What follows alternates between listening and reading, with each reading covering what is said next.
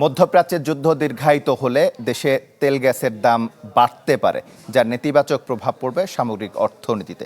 এমন আশঙ্কার মাঝেও গবেষণা সংস্থা সিপিডি বলছে 2026-27 অর্থ বছরের বাজেট নবনির্বাচিত সরকারের জন্য বড় একটি সুযোগ।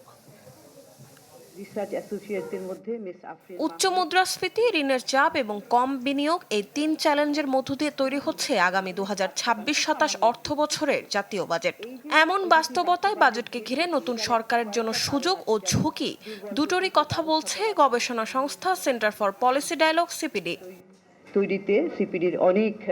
মঙ্গলবার আসন্ন বাজেটের সুপারিশমালা উপস্থাপনের সময় সিপিডি জানায়, সামনে অর্থনীতির জন্য বড় অনিশ্চয়তা জ্বালানি খাত।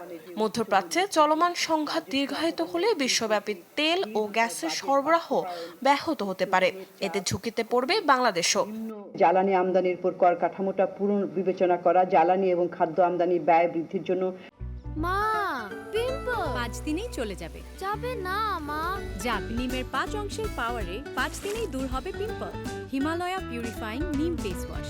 জরুরি তহবিল রাখা এবং আন্তর্জাতিক বাজারে মূল্য বৃদ্ধি পেয়েছে, সরবরাহ ব্যবস্থার সীমাবদ্ধতা, আমদানি ব্যয় বৃদ্ধি পেয়েছে এবং বাজার ব্যবস্থাপনার দুর্বলতা।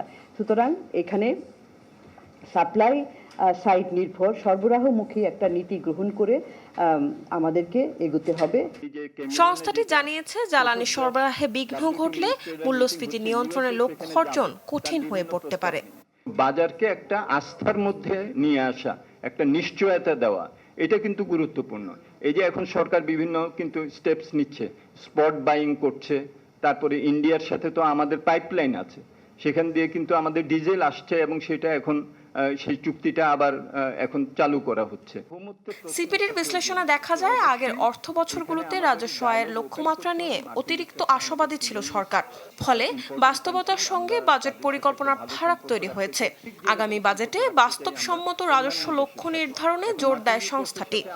এই ক্রাইসিসকে ব্যবহার করে মরিয়ম আজিজ মৌরিন, চ্যানেল 24, ঢাকা। ধন্যবাদ।